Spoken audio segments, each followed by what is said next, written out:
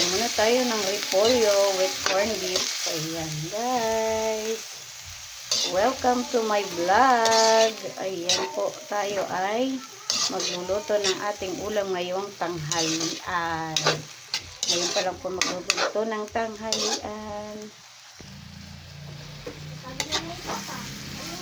Ilagyan ko siya ng paminta guys.